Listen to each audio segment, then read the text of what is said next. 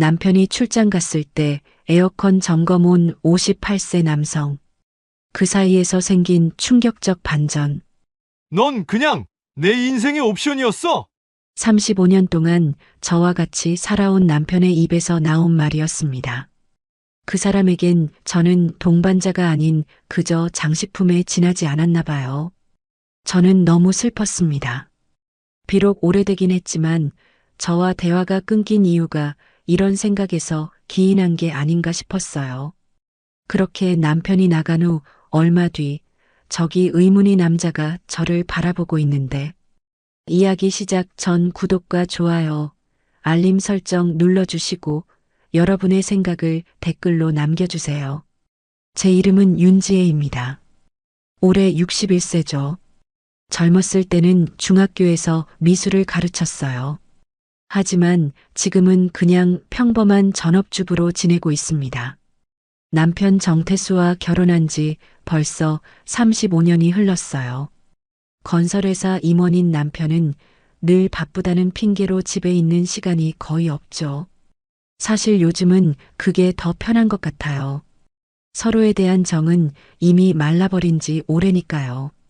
그날도 남편은 아침 일찍 부산으로 출장을 떠났습니다. 언제 돌아와 묻지도 않았어요.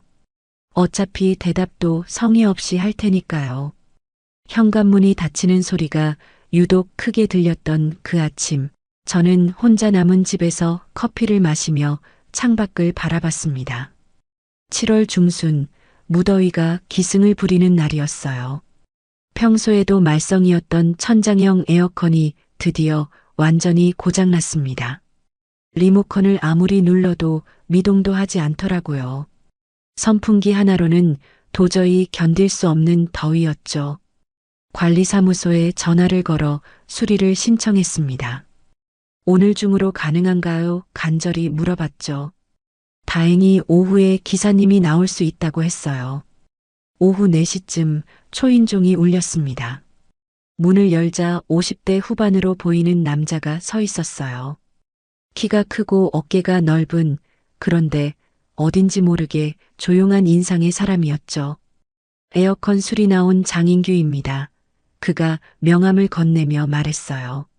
목소리도 차분하고 안정적이었습니다. 무뚝뚝하지만 성실해 보이는 인상이었죠. 안으로 들어오세요. 제가 말하자 그는 신발을 가지런히 벗고 들어왔어요. 거실 천장을 올려다보며 에어컨 상태를 확인하더니 가방에서 도구들을 꺼내기 시작했습니다. 지혜님, 사다리 받쳐드릴게요. 그가 말했어요. 저는 괜히 얼굴이 붉어지는 걸 느꼈습니다. 언제 남편이 제 이름을 이렇게 정중하게 불렀던가 싶었거든요. 작업을 시작하기 전 그가 다시 말했어요. 지혜님, 리모컨 한번 작동시켜봐 주시겠어요? 제가 리모컨을 누르자 역시 아무 반응이 없었죠. 그런데 그 순간 저는 문득 깨달았습니다. 이 사람이, 오늘 처음 만난 이 사람이 제 이름을 벌써 3번이나 불렀다는 거요. 그것도 이렇게 자연스럽고 정중하게요. 가슴 어딘가가 묘하게 따뜻해지는 걸 느꼈어요. 35년 동안 함께 살아온 남편보다 더 정중하게, 더 따뜻하게 제 이름을 불러주는 이 낯선 사람이 신기했습니다. 장인규는 천장 에어컨 커버를 열며 차근차근 점검을 시작했어요. 집중하는 그의 모습을 보니 왠지 마음이 편해졌습니다. 오랜만에 집에 온 기분 좋은 바람이 부는 것 같았어요. 에어컨 내부를 확인하던 장인규가 고개를 끄덕이며 말했습니다. 필터가 많이 막혔네요. 고압 세척을 해야겠어요. 그는 가방에서 작은 세척기를 꺼내더니 호스를 연결하기 시작했어요. 혹시 물이 튈 수 있으니 조금 떨어져 계시는 게 좋겠습니다. 그가 조심스럽게 말했죠. 하지만 저는 호기심이 생겨서 가까이에서 지켜보고 있었어요. 언제 이런 작업을 볼 기회가 있겠나 싶었거든요. 장인규가 세척기를 작동시키자 강한 물줄기가 분사되기 시작했습니다. 에어컨 내부에 쌓인 먼지와 때가 물과 함께 쏟아져 내렸어요. 정말 더러웠구나 싶었죠. 그런데 그 순간이었어요. 예상보다 훨씬 강한 물줄기가 갑자기 튀어나왔습니다. 장인규가 아타는 소리를 내며 호스를 잡으려 했지만 이미 늦었어요. 고압 세척수가 사방으로 튀어나가기 시작했죠. 거실 벽지가 젖고 소파 쿠션이 젖었어요. 그리고 바로 옆에 서 있던 제 흰색 블라우스도 물에 흠뻑 젖었습니다. 차가운 물이 몸에 닿는 순간 아하는 소리가 절로 나왔어요. 장인규는 급히 세척기를 멈추고 사다리에서 내려왔습니다. 얼굴이 붉어진 채로 말했어요. 정말 죄송합니다. 제가 적게 했네요. 목소리에 진심 어린 미안함이 가득했죠. 그가 가방에서 깨끗한 수건을 꺼내 제게 건넸어요. 이걸로 닦으세요. 정말 죄송합니다. 계속 사과하는 그의 모습이 오히려 미안했어요. 저는 수건을 받으며 웃었습니다. 정말 오랜만에 느끼는 자연스러운 미소였어요. 괜찮아요. 오히려 시원하네요. 정말 그랬거든요. 무더운 여름날 차가운 물이 몸에 닿으니 시원했어요. 그런데 그 말을 하고 나니 갑자기 어색해졌어요. 젖은 블라우스가 몸에 붙어 있는 것도 의식이 되고 장인규와 마주친 시선도 어색했죠. 우리는 잠시 말없이 서 있었어요. 장인규도 어색한 웃음을 지었습니다. 그래도 옷이 젖었는데 그가 말했어요. 저는 고개를 저으며 정말 괜찮다고 했지만 왠지 모르게 가슴이 두근거리기 시작했어요. 이상했어요. 평범한 수리 현장에서 일어난 작은 해프닝일 뿐인데 심장이 이렇게 뛸 이유가 없었거든요. 그런데 장인규가 진심으로 사과하는 모습을 보니 가슴 한켠이 따뜻해졌습니다. 35년 동안 남편과 살면서 이런 진심 어린 사과를 들어본 적이 언제였나 싶었어요. 작은 실수에도 이렇게 정중하게 사과하는 사람이 있다는 게 신기했죠. 젖은 블라우스보다 먼저 흔들린 건 제 마음이었을지도 모르겠어요. 묘한 정적이 흘렀습니다. 에어컨 수리라는 평범한 일상 속에서 느끼는 이상한 떨림이었어요. 남편이 있는 집에서 처음 만난 남자와 이런 감정을 느끼다니요. 스스로도 당황스러웠지만 동시에 오랜만에 느끼는 설렘이기도 했습니다. 장인규가 에어컨 작업을 마치고 도구들을 정리하기 시작했어요. 1시간 넘게 걸린 작업이었죠. 드디어 시원한 바람이 나오기 시작하니 정말 다행이었습니다. 수고하셨어요. 제가 말하자 장인규는 땀을 닦으며 고개를 끄덕였어요. 여름 더위 속에서 힘든 작업을 해주신 게 고마웠습니다. 잠깐만 기다리세요. 저는 부엌으로 가서 냉장고에서 얼음물을 따랐어요. 시원한 물 한 잔과 깨끗한 수건을 준비해서 거실로 돌아왔죠. 이거라도 드세요. 장인규는 정중하게 고개를 숙이며 받았습니다. 감사합니다. 그의 목소리에는 진심이 담겨 있었어요. 물을 한 모금 마시더니 안도의 표정을 지었죠. 소파에 앉으세요. 제가 말하자 장인규는 잠시 망설이더니 소파 끝자리에 조심스럽게 앉았어요. 저도 그 옆에 앉았습니다. 적당한 거리를 두고요. 갑자기 정적이 흘렀어요. 에어컨 소리만 조용히 들릴 뿐이었죠. 뭔가 말을 해야 할 것 같은데 무슨 말을 해야 할지 모르겠더라고요. 장인규도 물을 마시며 창밖을 바라보고 있었어요. 그런데 그때 장인규가 조심스럽게 입을 열었습니다. 작년 블랙아웃 때도 혼자 계셨죠? 갑작스러운 질문이었어요. 어떻게 그 일을 알았을까 싶었죠. 저는 고개를 끄덕였어요. 그때 정말 죽는 줄 알았어요. 작년 여름 대정전 사태를 떠올리니 지금도 소름이 돋았습니다. 에어컨도 선풍기도 모든 게 멈춰버린 그 밤이요. 남편은 그때도 출장이었어요. 제가 덧붙였죠. 혼자 촛불 켜놓고 밤새 더위와 싸웠거든요. 정말 이대로 죽을 수도 있겠다는 생각이 들었어요.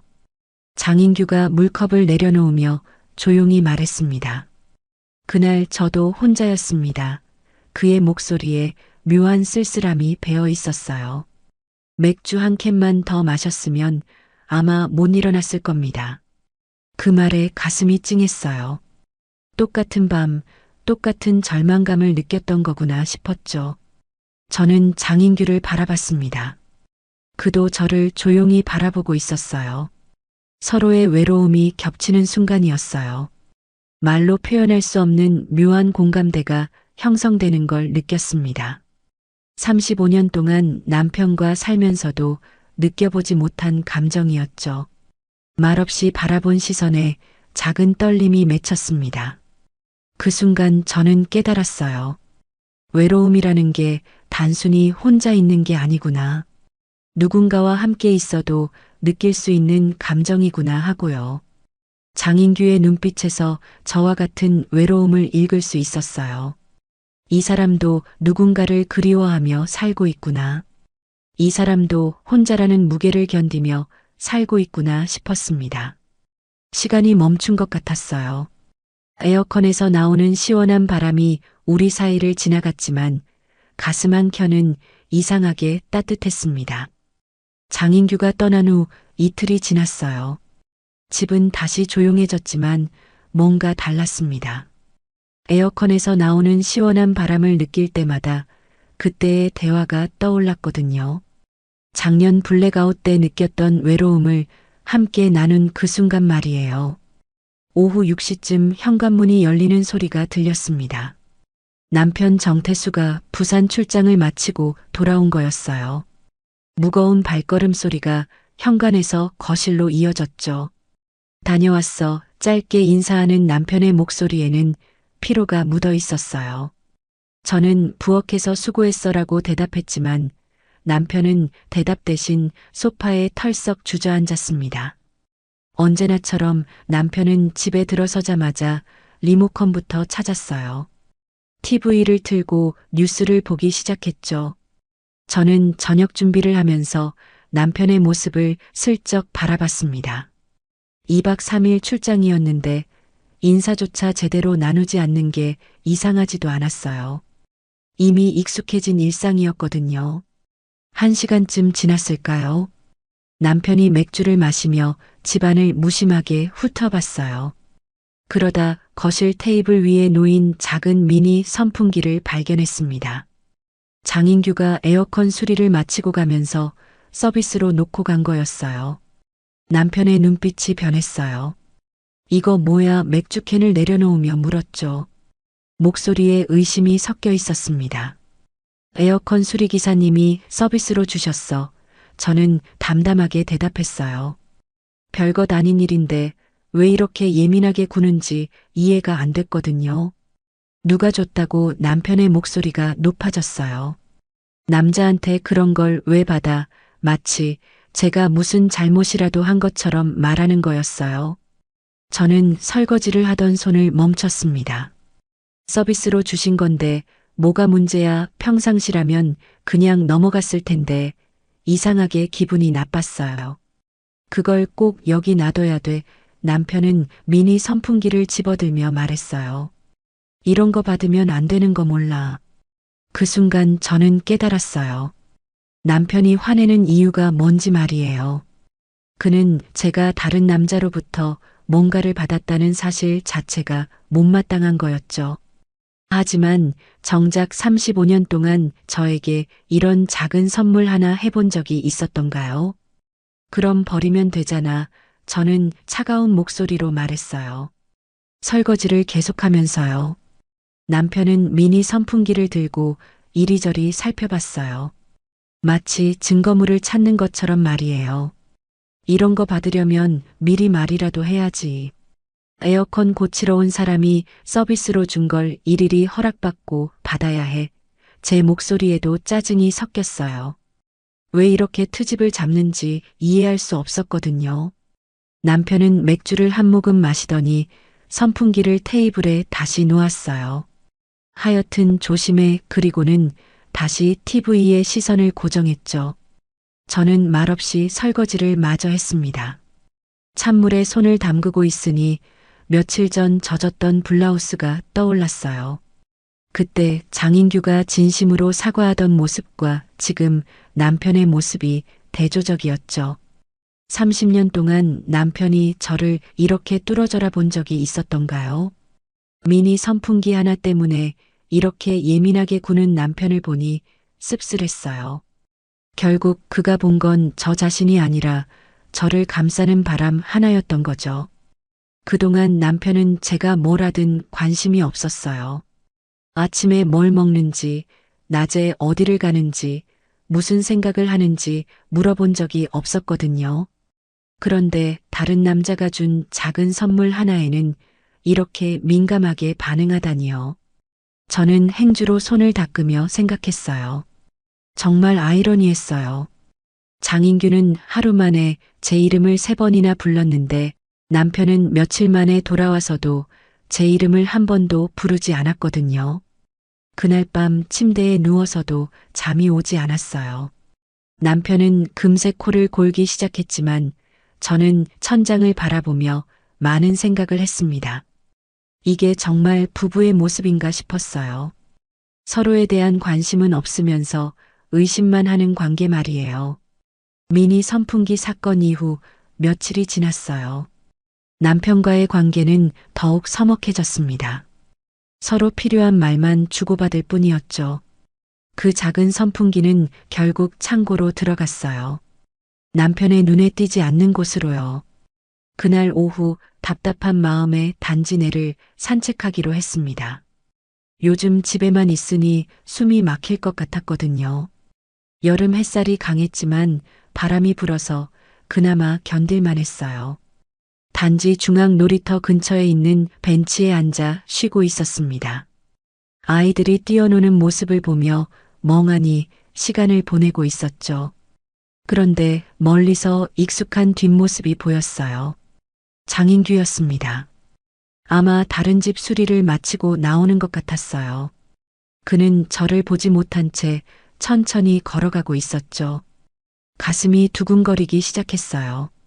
왜 이렇게 떨리는지 스스로도 당황스러웠습니다. 그때 장인규가 고개를 돌리더니 저를 발견했어요.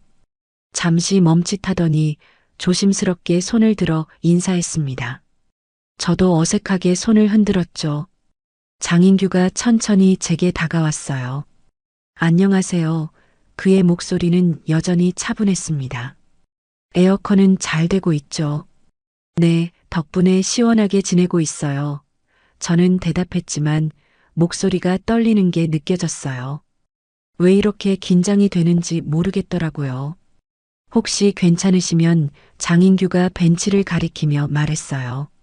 잠시 앉아서 이야기해도 될까요? 저는 고개를 끄덕였어요.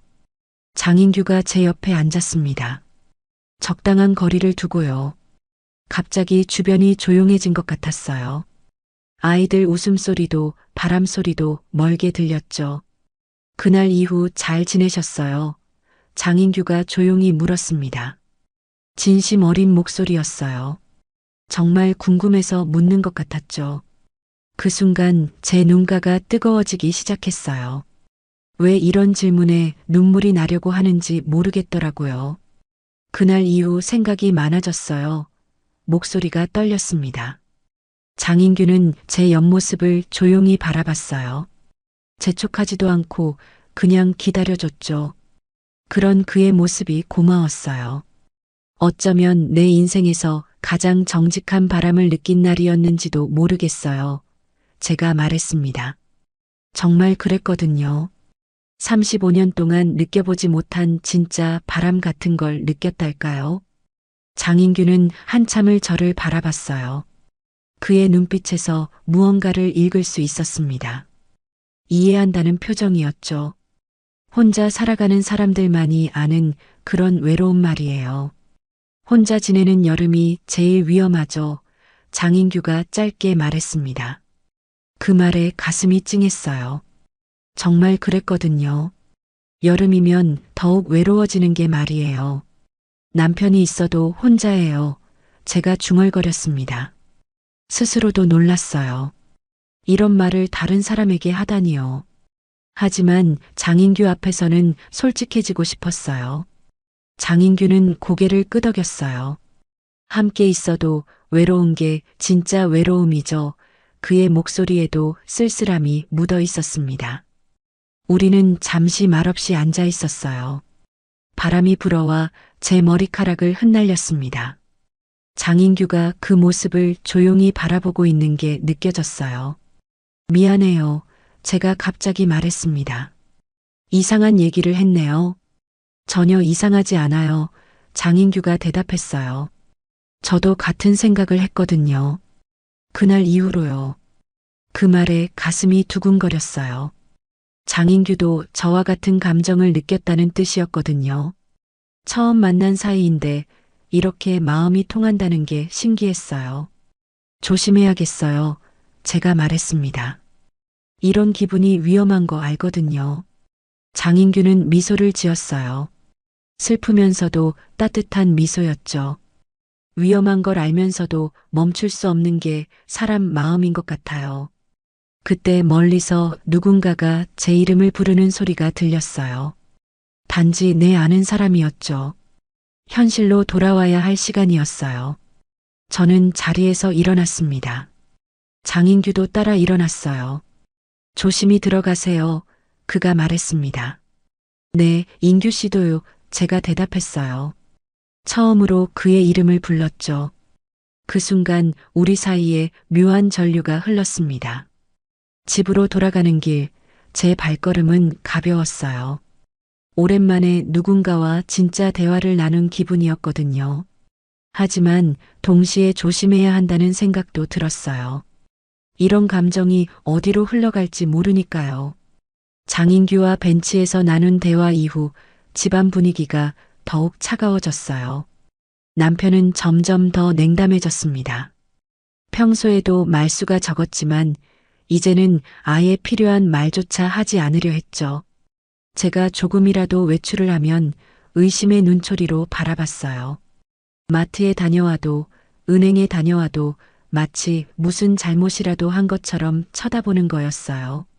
35년 동안 이런 적이 없었는데 갑자기 왜 이러는지 답답했습니다. 그날도 평소처럼 오후에 잠깐 산책을 다녀왔어요. 단지 내를 한 바퀴 돌고 마트에서 저녁 반찬거리를 사온 것뿐이었죠. 1시간 정도의 짧은 외출이었습니다. 집에 들어서니 남편이 거실에 앉아 있었어요. TV를 보고 있는 것 같았지만 제가 들어오는 걸 보고는 곧바로 시선을 돌렸죠. 마치 제가 들어오기를 기다리고 있었던 것처럼요. 다녀왔어요. 인사를 했지만 남편은 대답하지 않았어요. 그냥 무표정하게 저를 바라볼 뿐이었죠. 이상한 분위기였어요. 뭔가 말하고 싶어 하는 것 같은데 입을 열지 않는 거였어요. 저는 냉장고에 장본 것들을 넣기 시작했습니다. 우유, 달걀, 야채들을 하나씩 정리하고 있는데 갑자기 남편이 일어났어요. 그리고는 아무 말도 없이 냉장고 문을 탁 닫았습니다. 깜짝 놀라서 남편을 바라봤어요. 왜 그래요? 물어보려던 순간 남편이 입을 열었습니다. 너 요즘 어디 다녀? 차갑고 날카로운 목소리였어요. 뭐 숨기는 거 있어? 순간 당황스러웠어요. 숨길 게 뭐가 있다는 건지, 갑자기 왜 이런 말을 하는 건지 이해할 수 없었거든요. 무슨 소리야? 산책 다녀온 거 당신도 알잖아. 산책이면 30분이면 되는데 왜 1시간씩 나가 있어? 남편의 목소리가 더 높아졌어요. 요즘 자꾸 밖에 나가더라. 정말 어이없었어요. 35년 동안 제가 어디 가든 관심도 없던 사람이 갑자기 왜 이러는 건지요. 마트도 갔다 왔어요. 저녁 반찬 사러. 그래, 그게 다야. 남편이 팔짱을 끼며 말했어요. 다른 건 없고. 그 순간 화가 났어요. 이런 추궁을 받을 이유가 없었거든요. 당신은 왜 제가 목소리를 높였습니다. 한 번도 날 궁금해하지 않았어. 남편이 눈살을 찌푸렸어요. 뭔 소리야? 35년 동안 내가 뭘 생각하는지, 뭘 원하는지, 어떻게 지내는지 물어본 적 있어요. 제 목소리에 감정이 섞이기 시작했어요. 그런데 갑자기 왜 이래요? 남편은 잠시 말이 없었어요. 그러더니 고개를 돌리며 한마디 던졌습니다. 궁금해할 이유가 없었으니까. 그 말에 가슴이 철렁했어요. 하지만 진짜 충격은 그 다음이었습니다. 남편이 돌아서며 말했어요. 넌 그냥 내 인생의 옵션이었어. 그 순간 시간이 멈춘 것 같았어요. 제 눈동자가 완전히 멈춰버렸습니다. 옵션이라니요. 35년의 결혼 생활이 함께 보낸 그 모든 시간들이 부속품이었다는 선언이었어요. 냉장고 문에 기대선 채로 그 말을 되새겼어요. 옵션. 필수가 아닌 선택사항. 있어도 그만, 없어도 그만인 존재. 제가 남편에게 그런 의미였다는 거였어요. 가슴이 너무 아팠어요. 외도당한다면 배신감이나 분노를 느꼈을 텐데 이 말은 그보다 더 깊이 심장을 찔렀습니다. 제 존재 자체를 부정당한 기분이었거든요. 남편은 그 말을 하고는 아무렇지도 않게 거실로 돌아갔어요. 마치 날씨 얘기라도 한 것처럼 태연했죠. 그런 남편의 모습이 더 충격적이었어요. 저는 그 자리에 서서 울컥하는 감정을 참으려 했어요. 35년이라는 시간이 한순간에 무너지는 느낌이었습니다. 그동안 뭘 위해 살아왔나 싶었어요. 옵션. 그 단어가 머릿속에서 맴돌았어요. 정말 그랬나요? 저는 남편에게 그저 편의상 있는 존재였을 뿐일까요? 사랑이나 애정 같은 건 처음부터 없었던 걸까요? 눈물이 흘러내렸어요. 하지만 소리내어 울 수는 없었어요. 남편이 듣고 있으니까요. 그런 모습까지 보이고 싶지 않았거든요. 그날 밤 잠자리에서도 그 말이 계속 맴돌았어요. 넌 그냥 내 인생의 옵션이었어. 얼마나 쉽게, 얼마나 무심하게 던진 말인지 모르겠지만 제게는 35년 인생을 뒤흔드는 한마디였습니다. 옵션이라는 말을 들은 후 며칠 동안 잠을 제대로 못 잤어요. 그 말이 계속 머릿속에서 맴돌았거든요. 정말 제가 남편에게 그런 존재였나 하는 생각에 우울했습니다. 그런데 갑자기 궁금한 게 생겼어요. 제가 정말 옵션이었다면 법적으로는 어떨까 하는 생각이 든 거죠.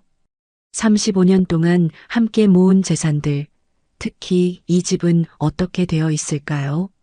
남편이 회사에 간 오후 저는 인터넷으로 등기부등본을 떼어봤어요.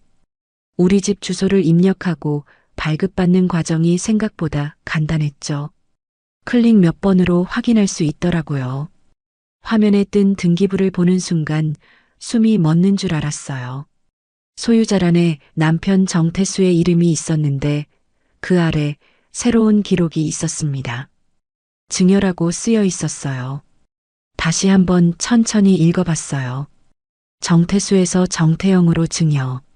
정태영은 남편의 형 이름이었습니다. 날짜를 보니 한 달 전이었어요. 제가 모르는 사이에 이 집이 형님께 넘어간 거였죠. 손이 떨렸어요. 35년 동안 제가 살아온 이 집이, 제 모든 추억이 담긴 이 공간이 이제 남의 집이 된 거였어요.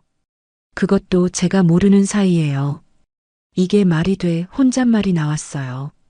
부부가 함께 산 집인데 일방적으로 증여할 수 있는 건가요?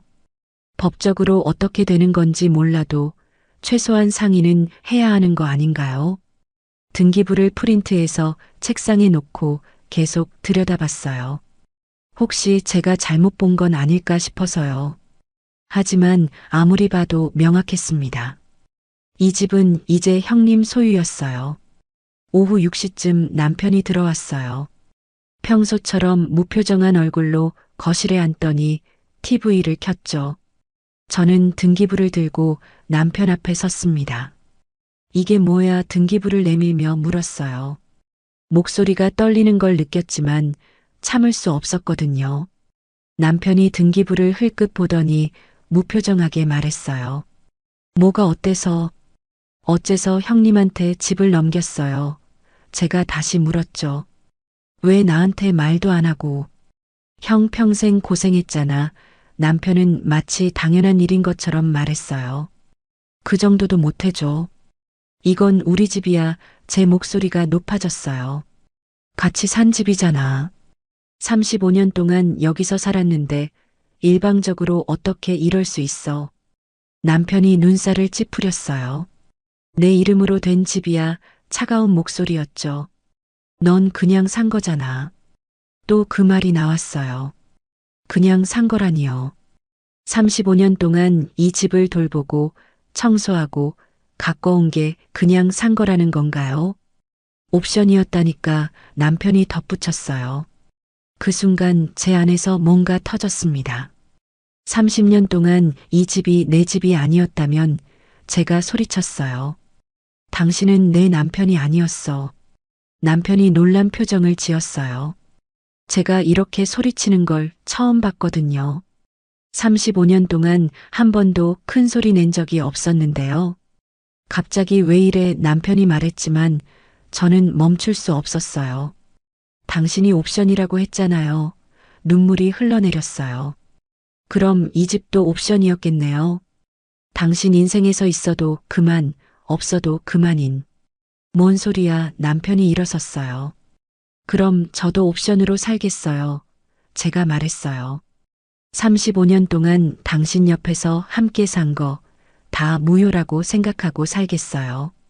방 안이 조용해졌어요. 남편은 뭔가 말하려다가 입을 다물었죠. 제가 이렇게 나올 줄 몰랐던 것 같았어요. 후회하지 마 남편이 마지막으로 던진 말이었어요. 그리고는 방으로 들어가 버렸죠. 저는 거실에 혼자 남아 등기부를 바라봤어요. 한 장의 종이가 35년 결혼 생활을 끝장낸 것 같았습니다. 제 이름이 어디에도 없는 이 집에서 저는 이제 뭘 해야 할까요? 그날 밤 저는 결심했어요. 정말 옵션으로 살 수는 없다고요. 35년 동안 참고 살았지만 이제는 더 이상 참을 수 없었어요. 제 인생을 되찾아야 할 때가 온 것 같았습니다. 이 집이 제 집이 아니라면 남편이 말한 대로 제가 옵션이라면 저에게도 선택권이 있을 테니까요. 그리고 저는 이제 다른 선택을 하고 싶었어요. 이혼 절차는 생각보다 빨리 끝났어요. 남편도 더 이상 붙잡으려 하지 않았거든요. 어쩌면 그에게도 저는 정말 옵션이었나 봅니다. 재산 분할도 복잡하지 않았어요. 애초에 제 이름으로 된 게 별로 없었으니까요. 새로 얻은 자유와 함께 찾아온 건 막막함이었어요. 61세의 나이에 혼자 살아가야 한다는 현실이 두려웠습니다. 하지만 동시에 마음 한켠에서는 해방감도 느꼈어요. 더 이상 눈치 보며 살지 않아도 되니까요. 작은 빌라를 얻었어요. 35년 동안 살던 아파트에 비하면 정말 작았지만 오롯이 제 공간이라는 게 좋았습니다. 25평 투룸이었는데 저 혼자 살기에는 충분했어요. 이사를 마치고 보니 가장 필요한 게 에어컨이었어요.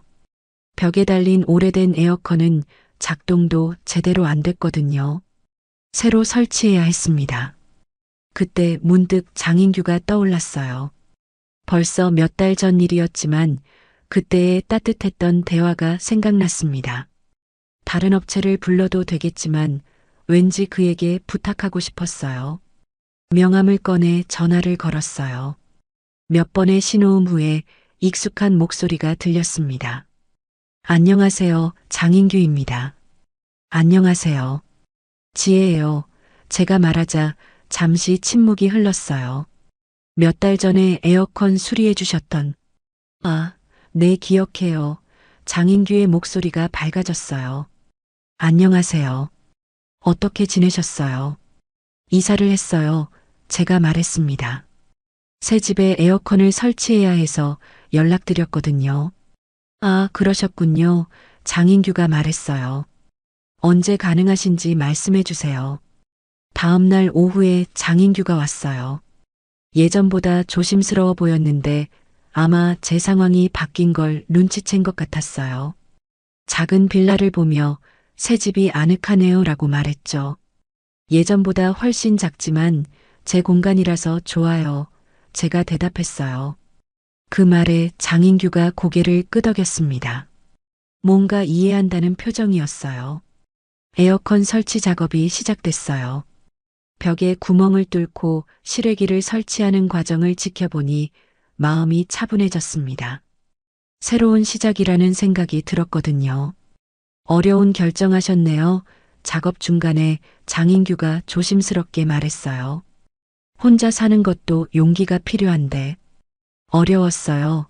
솔직하게 대답했어요. 하지만 이제 후회하지 않아요. 옵션으로 살 수는 없더라고요. 장인규가 잠시 작업을 멈추고 저를 바라봤어요. 옵션이요. 남편이 그렇게 말했거든요. 제가 그의 인생에서 옵션이었다고 말하고 나니 가슴이 뻥 뚫린 기분이었어요. 35년 동안 옵션으로 살았다니까요. 그런 말을 하다니 장인규의 목소리에 분노가 섞였어요. 사람을 옵션이라니요. 그의 반응이 고마웠어요.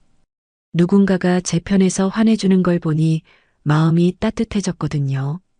이제 저도 제 선택을 하기로 했어요. 2시간 정도 걸려 에어컨 설치가 완료됐어요.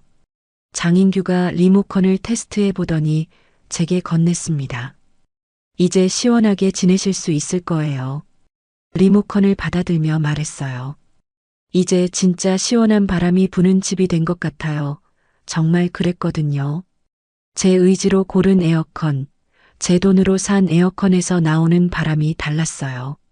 장인규가 살짝 웃으며 대답했습니다. 그럼 이제 당신한테도 새로운 바람이 불겠네요. 그 말에 가슴이 따뜻해졌어요. 정말 그런 것 같았거든요. 새로운 집, 새로운 삶, 새로운 바람.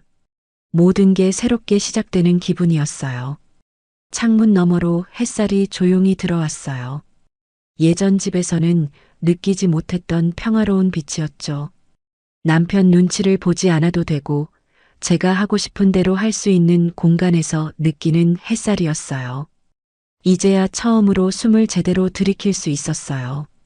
35년 동안 참아왔던 숨을, 억눌렀던 감정을, 포기했던 꿈들을 다시 꺼낼 수 있을 것 같았습니다. 감사해요. 제가 장인규에게 말했어요. 에어컨뿐만 아니라 여러 가지로요. 제가 뭘 했다고요? 장인규가 겸손하게 말했지만 그의 눈빛은 따뜻했어요. 새로운 시작을 응원합니다. 장인규가 떠난 후 혼자 남은 집에서 에어컨 바람을 맞으며 생각했어요. 61세에 시작하는 새 인생이지만 늦지 않았다고, 이제야 진짜 제 인생이 시작되는 거라고 말이에요. 말이에요.